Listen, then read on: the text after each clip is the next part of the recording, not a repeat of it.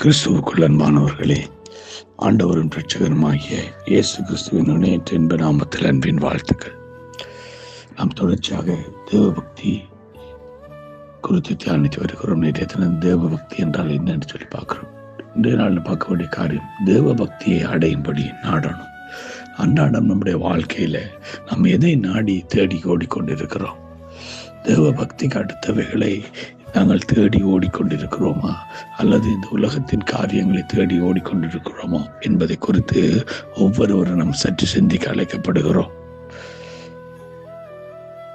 1 தீமோத்தேயு 6வது அதிகாரம் 11ஆம் 10ஆம் வசனத்தில் நாங்கள் வாசிக்கும் பொழுது, நீயோ தேவனுடைய மனுஷனே, இவைகளை விட்டோடி நீதியும் தேவ பக்தியும் விசுவாசத்தையும் அன்பையும் பெறும்படி பொறுமையையும் சாந்த குணத்தையும் அடையும்படி நாடு.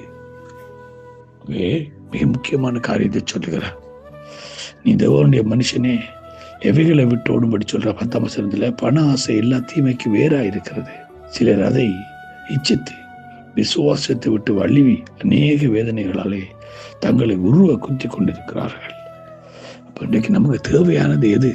தேவ பக்தி மிக அவசியமானது. விசுவாசம், அன்பு, பொறுமை, சாந்த குணம், இவைகள் தான் நமக்கு தேவை. ஆனால் நம்ம இவைகளை விட்டு விட்டு இந்த உலகத்துக்கு போய் பண ஆசை எல்லா தீமைக்கு வேறாயிருக்கு நமக்கு தெரிந்தும் பணத்தின் மேல நமக்கு கொண்டிருக்கிற இந்த மோகங்கள் நிமித்தமாக, உயர்ந்த வாழ்க்கை மேல் எங்களுக்கு இருக்கிற மோகத்துக்காக நாங்கள் என்ன செய்கிறோம்? இன்றைக்கு தேவ பக்தியை விட்டு அதன் பலனை மறுதளிக்கிறவர்களா நம்ம இருக்கிற பிரியமான தேவனுடைய ஜனமே. இன்றைக்கு நீங்களும் நானும் பக்தி விருத்திக்கு ஏதுவான காரியங்களில் அதிகமாக ஈடுபட வேண்டியதை ஆண்டவர் நமக்கு வலியுறுத்தி கூறிக்கொண்டே இருக்கிறார். இரண்டா ரோமருக்கு எழுதின நிருபத்திலே பவுல் அழகான இன்னும் ஒரு காரியத்தை சொல்லுகிறார். 15ஆம் அதிகாரம் 1-2 வசனம், அன்றியும் பலவீனம் ஒன்றுள்ளாகிய நாம் மக்கே பிரியமாய் நடவாமல், அன்றையும் பலமுள்ளவர்களாகிய நாம் நமக்கே பிரியமாய் நடவாமல் பலவீனருடைய பலவீனங்களை தாங்க வேண்டும். நம்ம ஒவ்வொருவனும் பிறனுடைய பக்தி விருத்திக்கு ஏதுவான நன்மை உண்டாகும்படி அவனுக்கு பிரியமாய் நடக்க கடவன். ஆமேன்.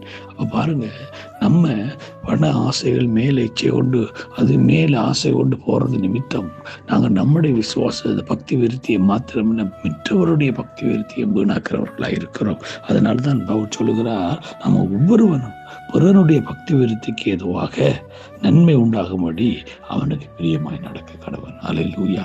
ஆகவே நம்முடைய வாழ்க்கையில ஆண்டவராய் இயேசு கிறிஸ்துவின் மேல வைக்கிற இந்த பக்தி விருத்தி மிக முக்கியமான ஒன்றாய் இருக்கிறது. நம்ம பக்தி விருத்தி உள்ளவர்களாய் நாம் நடந்து கொள்ள வேண்டும். நமக்குள்ளே பக்தி விருத்திக்க ஏது இல்லாத காரியங்களை நம்மளை விட்டு விலக்க வேண்டும்.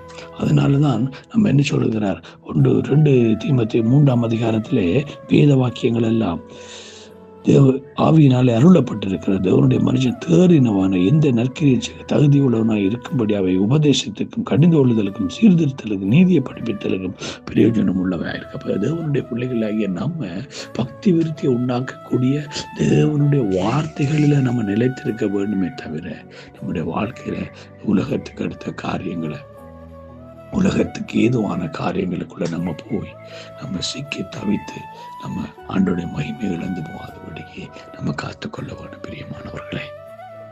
ஆகவே நம் பக்தி விருத்திக்கு ஏதுவான காரியங்களை நாடுவோம், தேடுவோம். கர்த்தர் தாம் உங்களை ஒரு ஆசீர்வாதத்தை நடத்துவாராக. God bless you.